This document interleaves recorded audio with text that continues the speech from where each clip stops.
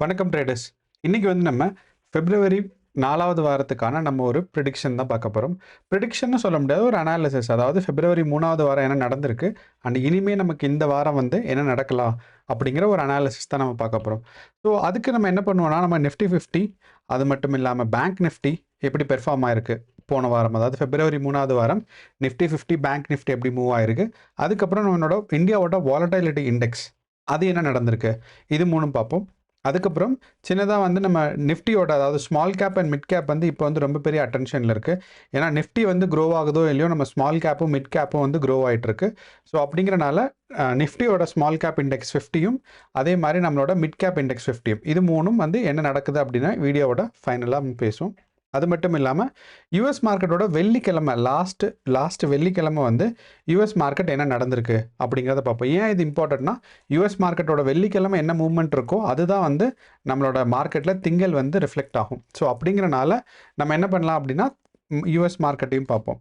So இது மட்டும் இல்லாமல் நம்மளோட ஓப்பன் இன்ட்ரெஸ்ட் டேட்டா வச்சு நம்மளோட பொசிஷன்ஸ், அதே மாதிரி சப்போர்ட் அண்ட் ரெசிஸ்டன்ஸ் வந்து கரெக்டாக இருக்கா அப்படிங்கிறத நம்ம ப்ரிடிக்ட் பண்ண போகிறோம். ப்ரிடிக்ட் இல்லை, லைக் நம்ம ஒரு அனாலிசிஸ், லைக் ஒரு அண்டர்ஸ்டாண்டிங், அடுத்த வாரம் மார்க்கெட் வந்து எந்த பக்கம் மூவ் ஆகும் அப்படிங்கிறதுக்கான ஒரு அண்டர்ஸ்டாண்டிங். ஸோ இப்போ நம்ம நிஃப்டி 50 பார்த்தோம் அப்படின்னு சொன்னீங்கன்னா, நமக்கு வந்து போன வாரம் ஃபுல்லுமே ஒரு ஒரு ரேஞ்ச் பவுண்டாக தான் இருந்திருக்கு.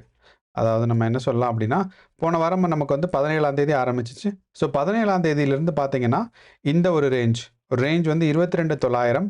ஸோ நான் வந்து ஒரு 30 மினிட்ஸ் கேண்டில் வச்சுட்டு ட்ராயிங்ஸ் எல்லாம் எடுத்துடுறேன். இதை டிலீட் பண்ணிடலாம். ஓகே. அண்ட் தேவையில்லாத லைன்ஸ் எல்லாம் நம்ம வந்து இடையில கொடுத்துருந்த லைன்ஸும் டெலிட் பண்ணிடுவோம். இப்போ நமக்கு பார்த்தோம் அப்படின்னா, நான் இப்போ கேண்டில் வந்து 30 மினிட்ஸ் கேண்டில் வச்சுருக்கேன். ஸோ 17ஆம் தேதியிலிருந்து மார்க்கெட் வந்து 21ஆம் தேதி வரைக்கும் என்ன நடந்திருக்கு அப்படின்னா, மார்க்கெட் வந்து ஒரு சின்ன ரேஞ்சில் தான் இருந்திருக்கு. அதாவது லோவஸ்ட் பாயிண்ட் வந்து 28,800ம் அதே மாதிரி ஹையஸ்ட் பாயிண்ட் வந்து 23,000ம் தான் இருந்திருக்கு. அப்போது இந்த ஒரு யோசிச்சு பார்த்தா நமக்கு ஒரு 200 பாயிண்டில் தான் மார்க்கெட் மூவ் ஆகிட்டே இருந்திருக்கு. ஏன்னா 23,000ம் 22,800ன்னு பார்த்தீங்கன்னா உங்களுக்கு ஒரு 200 பாயிண்ட் தான். ஸோ மேலே கீழே 200 பாயிண்ட் அப்படின்னா நம்மளோட வாலடைலிட்டி ரொம்ப கம்மியாக இருந்திருக்கு. அதை விட முக்கியமான காரணம் என்னென்னா, நான் ஏற்கனவே சொல்லியிருக்கேன், மார்க்கெட் வந்து எப்பயுமே வந்து லைக் ஒரே மாதிரி டெய்லி வந்து மார்க்கெட் வந்து சப்போஸ் இப்படி மேலே போகும், அடுத்த நாள் கீழே வரும், அப்படி இருக்காது. ஸோ மேபி ஒரு நாள் மேலே போச்சுன்னா அதுக்கப்புறம் ஒரு கன்சாலிடேஷன் ஃபேஸ் இருக்கும், அதுக்கப்புறம் திருப்பி மேலே போகும், திருப்பி ஒரு கன்சாலிடேஷன் ஃபேஸ், அதுக்கப்புறம் மார்க்கெட் கீழே வரும். ஸோ இந்த மாதிரி நடக்கிறதுக்கான மார்க்கெட்டில் தான் நிறையா இருக்குது. ஸோ அப்படிங்கும்போது நம்ம பார்த்தோன்னா, நான் சொன்னேன், அதாவது 13ஆம் தேதியிலிருந்து நம்மளோட ஜனவரி 13ஆம் தேதி வந்து மார்க்கெட் வந்து கீழே இறங்கிட்டு, அதுக்கப்புறம் நம்மளோட பட்ஜெட்டோட வாரம், அதாவது பட்ஜெட் வந்து எப்போ தொடங்குச்சோ அந்த வாரம் வந்து, அதாவது ஒரு சனிக்கிழமை தான் பட்ஜெட் கொடுத்தாங்க. எனக்கு தெரிஞ்சு 31ஆம் தேதியோ 1ஆம் தேதியோ பிப்ரவரி 1ஆம் தேதி. ஸோ அந்த வாரம் ஃபுல்லாக மேலே போச்சு. அண்ட் பெரிய நிஃப்டியில் சப்போர்ட்டிவாக பட்ஜெட் எதுவும் இல்லாதனால மார்க்கெட் டவுன் ஆகி போஸ்ட் பட்ஜெட் ரேலியாக மார்க்கெட் நல்லா மேலே போச்சு. ஸோ இது போனது தான் 23,800 வரைக்கும் மேலே போயிட்டு மார்க்கெட் அங்கேருந்து டவுன்ஃபால் ஆச்சு. அப்போ நீங்கள் பாருங்கள், நமக்கு வந்து ரொம்ப பெரிய மூமெண்ட்ஸ் கிடச்சிருக்கு. ஒரு அப்வர்ட் மூமெண்ட், ஒரு டவுன்வர்ட், திருப்பியும் ஒரு அப்வர்ட், இது வந்து ஒரு சின்ன புல் பேக் தான், அதுக்கப்புறம் ஒரு டவுன்ஃபால். இந்த டவுன்ஃபாலுக்கு அப்புறம் ஒரு கன்சாலிடேஷன் ஃபேஸ் தான் இந்த வாரம் ஃபுல்லாக நடந்திருக்கு. அப்போ இந்த கன்சாலிடேஷன் ஃபேஸை மார்க்கெட் வந்து பிரேக் ஆச்சுன்னா நல்ல ஒரு மூவ்மெண்ட் கிடைக்கும். எதர் ஒரு ஷார்ட்டாக இருக்கலாம், இல்லைனா மார்க்கெட் வந்து மேலேயாக இருக்கலாம். எனக்கு தெரிஞ்சு நிஃப்டி அண்ட் மிட் கேப்பும் நம்மளோட ஸ்மால் கேப்பும் வந்து ரெக்கவரி ஆகிட்டு இருக்கு. என்ன இந்த மிட் கேப்பு ஸ்மால் கேப் அப்படின்னா, நிஃப்டி 50, அதாவது இந்த இடத்துல நமக்கு பார்க்கும்போது நிஃப்டி 50ன்னு ஏன் சொல்கிறாங்கன்னா, ஒரு டாப் 50 பெர்ஃபார்மிங் கம்பெனிஸ், அதாவது டாப் 50 பெர்ஃபார்மிங் கம்பெனிஸ் எடுத்துக்குவாங்க. இந்த வாரம் ஒரு 50ன்னா அடுத்த வாரம் அந்த 50ல் யாராவது கம்மியாக பெர்ஃபார்ம் பண்ணாங்கன்னா அது கீழே போயிடும். திருப்பி வந்து நல்லா பெர்ஃபார்ம் பண்ணுற கம்பெனி அந்த 50ஓட லிஸ்ட்டில் சேர்ந்துடும், அந்த மாதிரி. அப்போது இது வந்து லார்ஜ் கேப் இருப்பாங்க. லார்ஜ் கேப்னால் அவங்களுக்கு ஒரு குறிப்பிட்ட பங்கு தொகை இருக்குது. அதாவது 100 கோடி இருக்கணும், 200 கோடி இருக்கணும்னு சொல்லி. அதே மாதிரி அப்போ அந்த லார்ஜ் கேப்னா அவங்க. அப்போ ஸ்மால் கேப் இண்டஸ்ட்ரீஸ் இருக்குது. ஸோ நம்ம ஒரு அண்டர்ஸ்டாண்டிங்காக இப்படி வச்சுக்கலாம். ஒரு 100 கோடினா ஸ்மால் கேப்பு, 1000 கோடினா லார்ஜ் கேப். அப்போ நிஃப்டி 50 என்ன பண்ணுதுன்னா, ஒரு லார்ஜ் கேப் கம்பெனிஸோட இண்டெக்ஸ் தான் நமக்கு நிஃப்டி 50. அப்போது மிட் கேப்னா ஒரு 50 கோடி, சாரி 500 கோடி. அப்போ ஒரு 10 கோடி இருந்துச்சுன்னா ஸ்மால் கேப். இதுதான் வந்து மார்க்கெட்டோட கேபிட்டல். ஸோ அப்போ அப்படிங்கும்போது நமக்கு small cap and mid cap, அதாவது சின்ன சின்ன கம்பெனிஸோட growth வந்து கம்பேரட்டிவாக போன வாரம் நல்லா இருந்திருக்கு. அதாவது 17ஆம் தேதியிலிருந்து நம்ம வந்து இப்போ பார்க்குறது வந்து நிஃப்டி 50யோட மிட் கேப்பு. அப்போ இந்த நிஃப்டி 50யோட மிட் கேப் பார்த்தீங்கன்னா போன வாரம் நிறையா பேர் சொல்லியிருந்தாங்க நிஃப்டி 50, அதாவது நம்மளோட தலைவர் இருக்கார், இப்போ ஏதோ ஒரு ட்விட்டரில் ஒரு ஸ்கேமில் கொஞ்சம் பெரிய அவருக்கு பிரச்சனையாக போயிட்டுருக்கு, தேவையில்லாத பேசியிருக்காரு. யாரை சொல்கிறேன்னு உங்களுக்கு தெரியும். இந்தியாவோட one of the option big players of option and தமிழ்நாட்டில் இருக்கிறதும் அவர் தான் ஒரு பெரிய பிளேயர். நம்மளோட பிஆர் சுந்தர் ஏதோ கொஞ்சம் ஸ்கேம் இல்லை, அது என்னென்னா அவர் யாரோ ட்விட்டரில் கொஞ்சம் தப்பாக ரிப்ளை பண்ணிட்டார் அப்படிங்கிற மாதிரி ஒரு பிரச்சனை அது போயிட்டுருக்கு. அவருமே என்ன சொல்லிட்டு இருக்காருன்னா, நம்ம நிஃப்டி 50 வந்து கொஞ்சம் இப்போ பேடாக தான் பெர்ஃபார்ம் பண்ணுது, ஆனால் மிட் கேப்பும் அதே மாதிரி ஸ்மால் கேப்பும் ரொம்ப பெட்டராக பெர்ஃபார்ம் ஆகிட்டுருக்குன்னு அண்ட் நிறையா பக்கம் அனாலிசிஸ் அண்ட் நியூஸ் கூட என்ன சொல்கிறாங்கன்னா இது நல்லா பெர்ஃபார்ம் பண்ணுறது. ஆனால் போன வாரம் அதான் நான் சொல்கிறேனே, கண்டினியூஸாக இல்லை, அதாவது போன வாரத்துக்கு மட்டும் நீங்கள் வந்து போன வாரத்தை கன்சிடர் பண்ணும்போது நம்ம நிஃப்டி அண்ட் பேங்க் நிஃப்டி வந்து பெருசாக பெர்ஃபார்ம் பண்ணல. ஆனால் நம்மளோட இப்போ பார்த்தீங்கன்னா நம்மளோட இது வந்து மிட் கேப். இப்போ மிட் கேப் வந்து ஆல்மோஸ்ட் நமக்கு வந்து ஒரு 500 பாயிண்ட்ஸ் ஏறி இருக்குது. ஆனால் நமக்கு கரஸ்பாண்டிங்காக நமக்கு நிஃப்டி 50 பாருங்கள், மார்க்கெட் எந்த இடத்துல ஸ்டார்ட் ஆச்சோ அதே இடத்துக்கு திருப்பி வந்திருக்கு. இந்த வாரம் முடியும் போது பாருங்கள் 23,800 ஸ்டார்ட் ஆச்சு, மார்க்கெட் மேலே போச்சு, கீழே வந்துச்சு, மார்க்கெட் மேலே போய் கீழே வந்து ஆல்மோஸ்ட் வந்து அதே 22,800 தான் மார்க்கெட் முடிஞ்சிருந்துருக்கு. அப்படிங்கிறனால சேம் ப்ரைஸ் ரேஞ்சில் முடிஞ்சிருந்துருக்கு. நீங்கள் அதை நம்ம புரிஞ்சுக்கணும். ஸோ போன வாரம் திங்கட்கிழமை எந்த ரேஞ்சில் ஆரம்பிச்சிச்சோ மார்க்கெட் ஃபுல்லாக அதுவும் எவ்வளோ ஃப்ளக்சுவேஷன் நடந்திருக்கு, 200 பாயிண்ட்ஸ் தான். ஆனால் நமக்கு அதுக்கு கரஸ்பாண்டிங்காக நமக்கோட நிஃப்டியோட மிட் கேப் பார்த்தோம் அப்படின்னா, இந்த மிட் கேப் பார்த்தோன்னா ஒரு 500 பாயிண்ட்ஸ். இது வந்து 1 வீக்குக்கான ஒரு ரேஞ்சில் நல்லது. ஸோ இப்போ நிஃப்டி மிட் கேப் வந்து ட்ரெண்டிங்காக இருக்கான்னு கேட்டிங்கன்னா ஒரு கன்சிடரபிள் அமௌண்ட் ஆஃப் ட்ரெண்டிங்கில் தான் இருக்குது.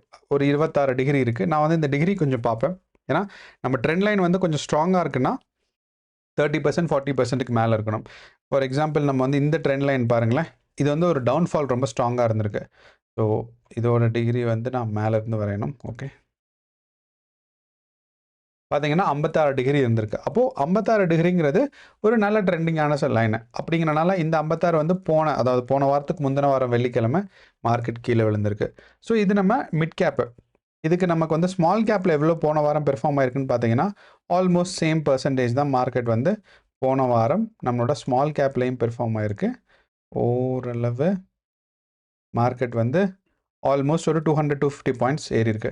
ஆனால் நீங்கள் ப்ரைஸ் டிஃப்ரென்ஸ் பாருங்களேன், நமக்கு வந்து இந்த இடத்துல நமக்கு பார்த்தோன்னா இதில் வந்து 7,000 தான் இதோட ப்ரைஸு, நம்மளோட ஸ்மால் கேப்போட ப்ரைஸு.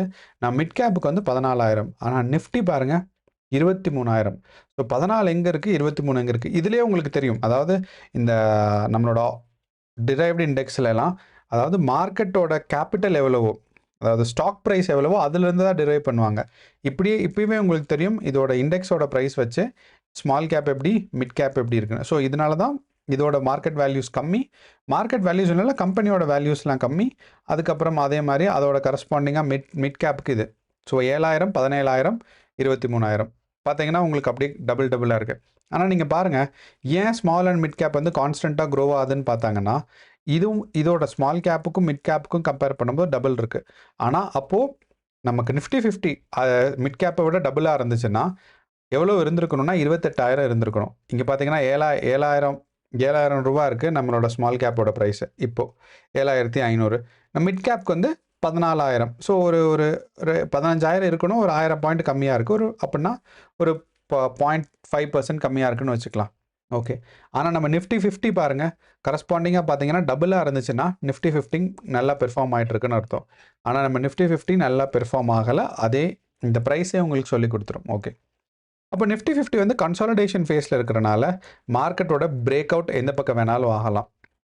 ஆனால் நீங்கள் பார்த்தீங்கன்னா இப்போ இந்த கன்சாலிடேஷன் ஃபேஸில் இந்த இடத்துல, அதாவது ப்ரைஸ் வந்து மேபி நமக்கு வந்து கன்சாலிடேஷன் ஃபேஸில் மேலே முடிஞ்சிருந்துருக்கலாம், இங்கே மேலே முடிஞ்சிருந்துருக்கலாம், இல்லைன்னா நடுவில் முடிஞ்சிருந்துருக்கலாம். அப்படின்னா நம்ம இப்போ சப்போஸ் மார்க்கெட்டோட ப்ரைஸ் வந்து இந்த இடத்துல நடுவில் இருக்குது, 22,900 இருக்குது அப்படின்னா நம்ம மார்க்கெட் மேலே போகும் இல்லை கீழே வரும்னு சொல்லலாம். ஆனால் நீங்கள் பார்த்தீங்கன்னா இந்த கன்சாலிடேஷன் ஃபேஸில் டவுன் சைடு எட்ஜில் இருக்குது. அப்படின்னா மார்க்கெட்டு மறுபடியும் புஷ் பண்ணுறதுக்கு தான் எல்லோரும் மூவ் பண்ணிகிட்ருக்காங்க.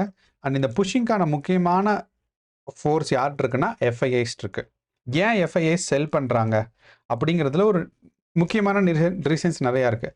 அதில் ஃபஸ்ட்டு முக்கியமான ரீசன் என்னென்னா, எஃப்ஐஐஸ் நம்புகிறாங்க இந்தியன் மார்க்கெட் வந்து வேல்யூவேஷன் ரொம்ப அதிகமாக இருக்குது, இந்தியன் மார்க்கெட்டோட வேல்யூவேஷன்.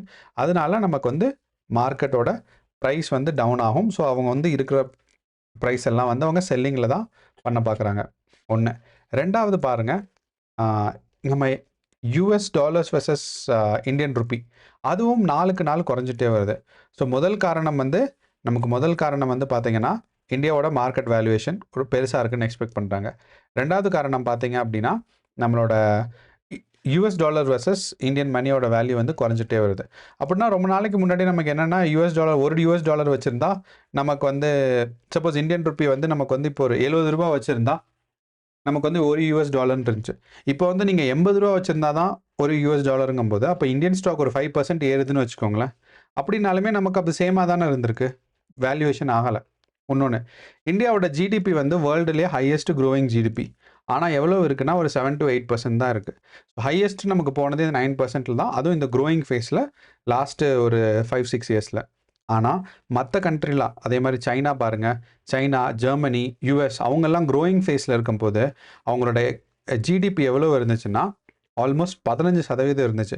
நம்ம இப்போ இருக்கிறத விட ஒரு டபுள் மடங்கு இருந்துச்சு. அப்படிங்கிறனால வேர்ல்டில் மற்ற கண்ட்ரிலாம் கம்மியாக க்ரோ ஆகுறாங்க, இந்தியா வந்து இன்னும் நார்மலாக தான் க்ரோ ஆகிட்டு இருக்கு. ஸோ இதை வந்து நிறையா பேர் ஒரு எஃப்ஐஐஸ்லாம் கொஞ்சம் புரிஞ்சுக்கிறனால அந்த எக்கானமி வந்து நமக்கு டிஃப்ரெண்ட்டாக ரிஃப்ளெக்ட் ஆனாலுமே நம்ம ஸ்டில் வந்து ஒரு சூப்பர் க்ரோயிங் ஃபேஸ்க்கு இந்தியா இன்னும் வரலை. ஆனால் மற்ற கண்ட்ரிஸை கம்பேர் பண்ணும்போது நம்மளோட எக்கானமி கொஞ்சம் பரவாயில்லாமல் தான் இருக்குது. அப்போது நிஃப்டி 50 வந்து நம்ம அடுத்த வாரம் இந்த லோவர் லைனை பிரேக் அவுட் பண்ணி கீழே வர்றதுக்கான வாய்ப்பு இருக்குது. இப்போ நம்ம ஓப்பன் இன்ட்ரெஸ்ட் டேட்டா பார்க்குறோம். இந்த ஓப்பன் இன்ட்ரெஸ்ட் டேட்டா வந்து இது வந்து வீக்லி எக்ஸ்பைரிக்கான ஓப்பன் இன்ட்ரெஸ்ட் டேட்டா. நான் என்ன பண்ணுறேன், இந்த ஓப்பன் இன்ட்ரெஸ்ட் டேட்டா கூட அடுத்த மார்ச் மாதத்துக்கான ஓப்பன் இன்ட்ரெஸ்ட் டேட்டாவையும் சேர்த்து வச்சுக்கிறேன். அப்போ இந்த மார்ச் வரைக்கும் நம்ம இந்த ஓப்பன் இன்ட்ரெஸ்ட் டேட்டா நான் பார்த்தீங்கன்னா ஒரு வாரத்துக்கும் மாறும். நான் வந்து சப்போஸ் 4 நாளில் 27 February அப்போ நான் வச்சுன்னா மார்க்கெட் வந்து 23,000 தான் நமக்கு ஸ்ட்ராங்கான ஒரு ரெசிஸ்டன்ஸ் இருக்குது.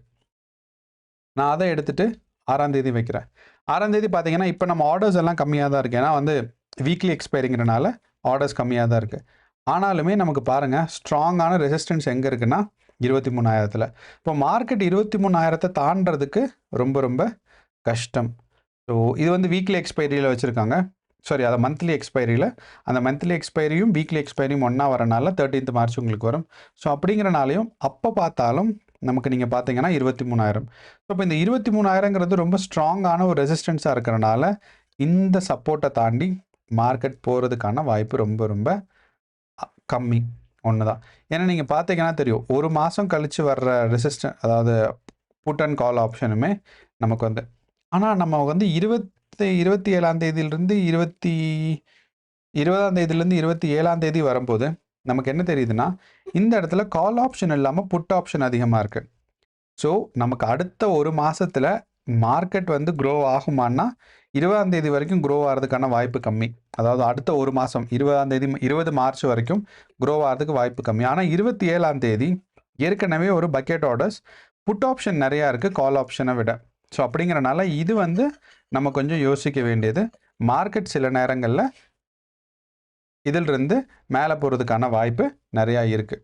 ஸோ அப்போது ஆனால் அடுத்த மாதம் மார்ச் தான் நமக்கு வந்து மார்க்கெட் மேலே போகிறதுக்கான வாய்ப்பு இருக்குது. ஆனால் நம்ம அடுத்த வாரத்தை பார்க்கும்போது, இப்போ வந்து நம்ம அடுத்த மாதம், அதாவது ஒரு 30 நாள் கழித்து வரும்போது பார்த்தோன்னா, நம்மளோட கால் அண்ட் புட் ரேஷியோஸ் பார்க்கும்போது 23,000 புட் அதிகமாக இருக்குது. அப்படின்னா 23,000 வந்து தாண்டறதுக்கான வாய்ப்புகள் நிறையா இருக்குன்னு அர்த்தம். ஆனால் நம்ம வந்து அடுத்த வாரத்தை கன்சிடர் பண்ணும்போது பார்த்தீங்கன்னா, நமக்கு வந்து இனியும் மார்க்கெட் வந்து 23,000 தாண்டறது கஷ்டம் தான். ஏன்னா 23,000 கால் ஆப்ஷன்ஸ் தான் அதிகமாக இருக்குது. ஸோ சப்போஸ் இதை நீங்கள் ஃபஸ்ட் டைம் பார்க்குறீங்க, உங்களுக்கு இது கன்ஃபியூசிங்காக இருக்குன்னா என்னென்னா, அதாவது நமக்கு வந்து கால் ஆப்ஷன் எப்போ வந்து ஒரு ப்ரைஸில் அதிகமாக இருக்கோ அப்போ வந்து மார்க்கெட் அது ஸ்ட்ராங்கான ரெசிஸ்டன்ஸாக ஒர்க் ஆகும். எப்போ வந்து புட் ஆப்ஷன் ஒரு ப்ரைஸில் அதிகமாக இருக்கும் அது வந்து ஒரு சப்போர்ட்டாக ஒர்க் ஆகும். அப்படின்னு பார்த்தோன்னா இப்போது அட் த மணி, அதாவது 22,800 தான் இப்போ ப்ரைஸ் மார்க்கெட்டில் இருக்குது. அப்போது அட் த மணியில் இருக்கிறதுலேருந்து மார்க்கெட் மேலே போச்சுன்னா 23,000, மார்க்கெட் கீழே வந்துச்சுன்னா 22,500க்கும் வரும். ஸோ இப்போ இதுதான் வந்து திங்களுக்கான ஒரு சப்போர்ட் அண்ட் ரெசிஸ்டன்ஸுமே. ஸோ இது வந்து நம்ம மார்க்கெட்டும் அதே மாதிரி இந்த வாரம் ஃபுல்லாக போகிறதுக்கான இருக்கலாம். அப்போது நம்ம 6ஆம் தேதி எடுத்து பார்த்தோன்னா நமக்கு சப்போர்ட் அண்ட் ரெசிஸ்டன்ஸ் அடுத்த வாரத்துக்கான தெரியும். இப்போ இந்த 6ஆம் தேதி 10 நாள் கழிச்சு இருக்கிற இதுலேயும் பார்த்தீங்கன்னா ஏற்கனவே ஆர்டர்ஸ் வந்து போட்டு என்ன இருக்குன்னா 22,500 தான் இருக்குங்கிற மாதிரி இருக்குது. அதே மாதிரி கால் ஆப்ஷன்ஸும் நிறையா 23,000 இருக்கும். அப்போது நாளைக்கு மார்க்கெட் பார்த்தீங்கன்னா கொஞ்சம் ஒரு வைட் ரேஞ்சில் மார்க்கெட் டவுன் சைட் புஷ் ஆகிறதுக்கு தான் வாய்ப்பு இருக்குது. ஸோ நான் மறுபடியும் சொல்கிறேன், மார்க்கெட் வந்து போன வாரம் ஃபுல்லாக சைட்வேஸ் மார்க்கெட்டாக இருந்திருக்கு. அதுக்கப்புறம் இந்த சைட்வேஸ் மார்க்கெட்டில் மேலே க்ளோஸ் ஆகிருந்திருக்கா, நடுவில் க்ளோஸ் ஆகிருக்கா, பாட்டமில் க்ளோஸ் ஆகிருக்கான்னு பார்த்தீங்கன்னா இந்த ப்ரைஸ் ரேஞ்சில் 23,000லும் 22,800க்கும் பார்க்கும்போது மார்க்கெட் லோவர் சைடில் தான் இருக்குது. அண்ட் இந்த லோவர் சைடை பிரேக் பண்ண போகுது. அப்போ நம்மளோட புது அதாவது ப்ரைஸ் ரேஞ்ச் என்னவா ஆகும்னா, ஒரு ஹையஸ்ட் பாயிண்ட், அதாவது ஒரு ஸ்ட்ராங்கான ரெசிஸ்டன்ஸ் வந்து எங்கே இருக்குன்னா 23,000லையும், நமக்கு வந்து ஒரு ஸ்ட்ராங்கான சப்போர்ட் எங்கே இருக்கும் அப்படின்னு பார்த்தீங்கன்னா 22,500லையும் நமக்கு இருக்கும். அப்படின்னா மார்க்கெட் ஃபர்தராக இன்னொரு 300 பாயிண்ட் கீழே குறைஞ்சிருக்கு. நீங்கள் பார்த்தீங்கன்னா தெரியும். அதாவது முன்னாடி மார்க்கெட் வந்து இந்த ப்ரைஸ் ரேஞ்சில் இருந்துச்சு. உங்களுக்கு நான் சொல்லியிருந்திருப்பேன் 22,500 வரைக்கும் மார்க்கெட் போகிற மாதிரி இருந்துச்சு. அதனால தான் நம்ம இந்த இடத்துல க்ரீன் கலர் இந்த இடத்துல ஒரு சப்போர்ட் வரைஞ்சிருந்தோம், இல்லை ரெசிஸ்டன்ஸும் வரைஞ்சிருந்தோம். ஆனால் இந்த வாரம் மார்க்கெட் என்ன ஆயிருக்கு, அங்கேருந்து ஒரு 500 பாயிண்ட்ஸ் கீழே இறங்கி, அதாவது 23,500 தான் ஒரு பெரிய சப்போர்ட்டாக இருந்துச்சுங்கிற நிலைமையிலிருந்து மார்க்கெட் மாறி 23,000 சப்போர்ட்டாக மாறிடுச்சு. அப்படின்னா நீங்கள் வந்து மார்க்கெட் நெக்ஸ்ட் வாரம் ஃபுல்லாக மார்க்கெட் வந்து டவுன் சைட் மூவ்மெண்ட்கான வாய்ப்பு நிறையா இருக்குது. கண்டிப்பாக 22,500 போகிறதுக்கான சான்சஸ் நிறையா இருக்குது. ஏன்னா நிஃப்டி 50 தொடர்ந்து டவுன்ஃபால் ஆகிட்டே தான் இருக்குது. அதே மாதிரி பெரிய பெரிய கம்பெனிஸும் பெருசாக பெர்ஃபார்ம் ஆகலை. ஃபார் எக்ஸாம்பிள் நமக்கு வந்து இன்ஃபோசிஸ் எடுத்துகிட்டோன்னு வச்சுக்கோங்களேன். இன்ஃபோசிஸ் வந்து நிஃப்டி 50ல் ஒரு ரொம்ப முக்கியமான கம்பெனி. 14ஆம் தேதியிலேருந்து பார்த்தீங்கன்னா மார்க்கெட் ஆல்மோஸ்ட் எவ்வளோ பர்சன்டேஜ் சரிஞ்சிருக்குன்னா ஒரு 2%. 2%ங்கிறது அவங்களோடதில் பயங்கரமான ஃபால். 2% அதுவும் 1 வீக்கில் நடந்திருக்கு அப்படிங்கிறது. அது மட்டும் இல்லாமல் நம்மளோட விப்ரோ பாருங்கள், ஐடி கம்பெனிஸ்லாம் கொஞ்சம் பேடாக தான் பெர்ஃபார்ம் பண்ணுறாங்க. விப்ரோ ரெக்கவர் ஆக ட்ரை ஆகிருக்கு, ஆனால் எண்ட் ஆஃப் த மார்க்கெட்டில் டவுன்ஃபால் ஆகிருக்கு. இதுதான் நமக்கு ஒரு ஷாக்கிங்கான நியூஸு. ஆனால் கொஞ்சம் டாடா மோட்டார்ஸும் கொஞ்சம் டவுன்ஃபால் ஆகிருக்கு. நீங்கள் பார்த்தீங்கன்னா தெரியும். டாடா மோட்டார்ஸ்க்கு பயங்கரமான அடி, தொடர்ந்து வந்து டவுன்ஃபாலில் இருந்திருக்கு. டவுன்ஃபால் ஆகி வெள்ளிக்கிழமை ஏதோ 4% டவுன்ஃபால் இருந்திருக்கு டாடா மோட்டார்ஸில். ஸோ நம்மளோட பெரிய பெரிய இம்பார்ட்டண்ட்டான கம்பெனிஸ்லாம் வந்து டவுன்ஃபாலில் தான் இருந்திருக்கு, எதுவுமே க்ரோத்தில் போல். எனக்கு தெரிஞ்ச அதானி என்டர்பிரைசஸ் கொஞ்சம் பரவாயில்ல. அதானி எனர்ஜி போர்ட்ஸ் எல்லாம் நம்ம பார்க்கல. அதானி என்டர்பிரைசஸ் அதாவது எந்த எந்த எந்த இடத்துல ஸ்டார்ட் ஆச்சோ திங்கட்கிழமை அதே இடத்துல தான் வெள்ளிக்கிழமை முடிஞ்சிருக்கு.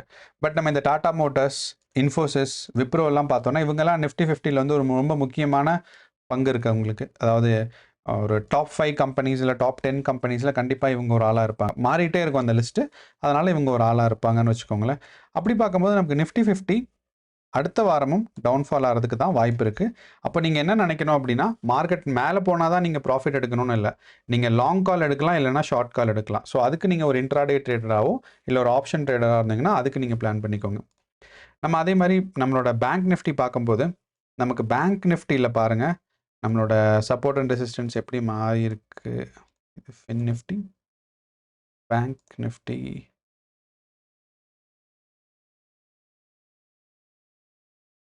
ஸோ 49. ஸோ பேங்க் நிஃப்டி வந்து 49,000 தான் நமக்கு ஒரு ஸ்ட்ராங்கான சப்போர்ட் இருக்குது.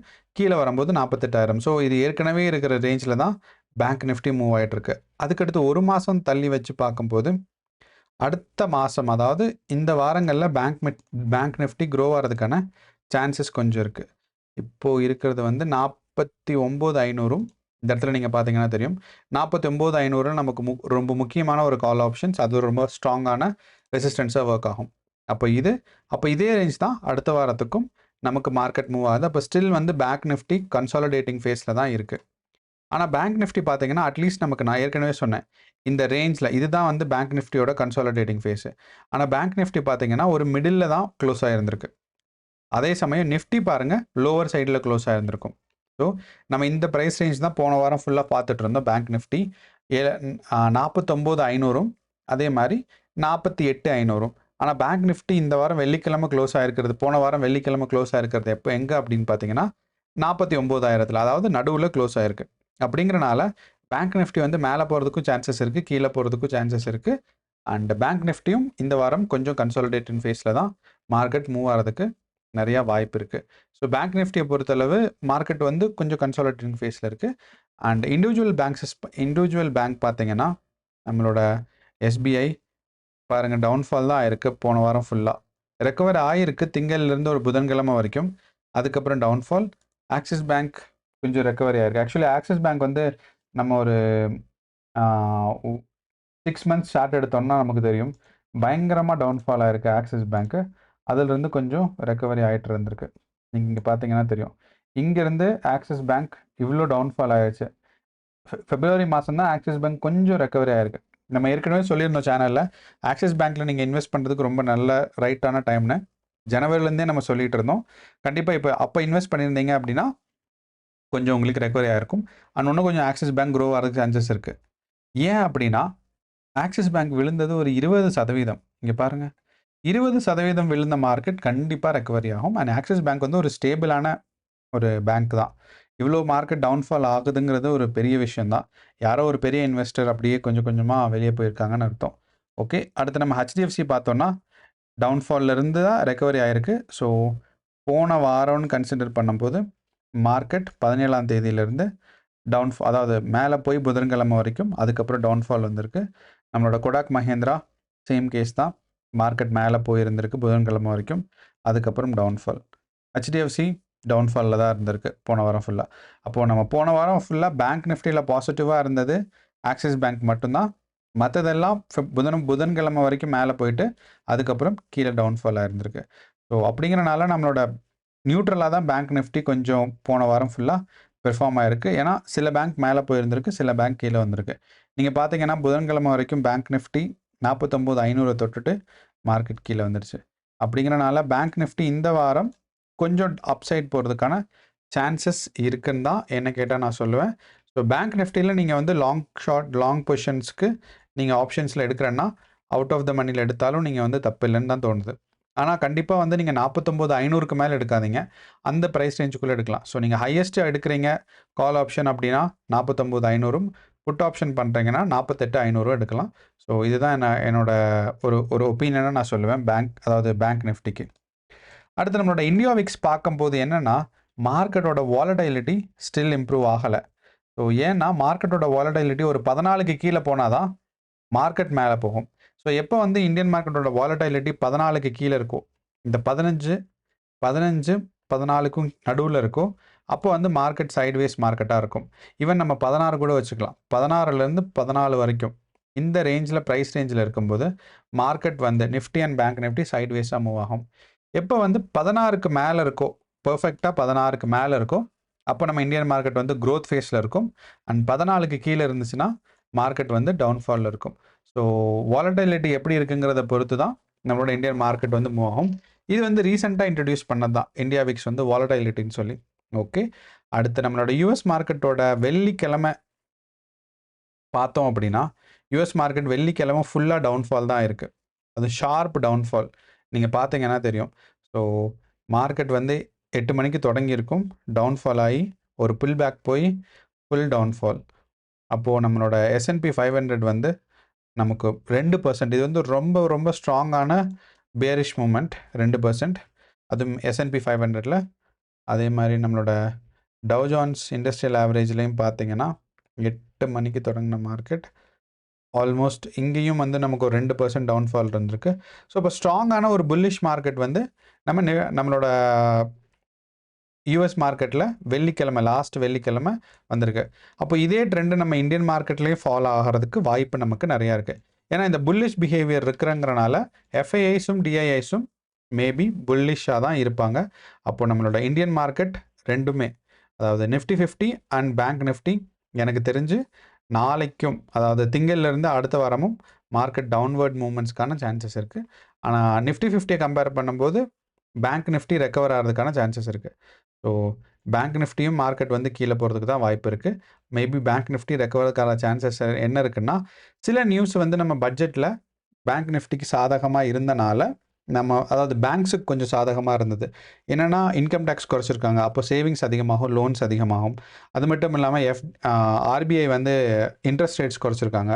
அப்படிங்கிறனால பேங்க்கில் வந்து நிறையா சேவிங்ஸ் வரும், லோன்ஸ் வருங்கிறனால நம்மளோட பேங்க்ஸ் எல்லாம் கொஞ்சம் இம்ப்ரூவ் ஆகிறதுக்கான சான்சஸ் இருக்குது. ஸோ இதான் நம்மளோட ஃபைனல் ஆன்சர் நண்பர்களே.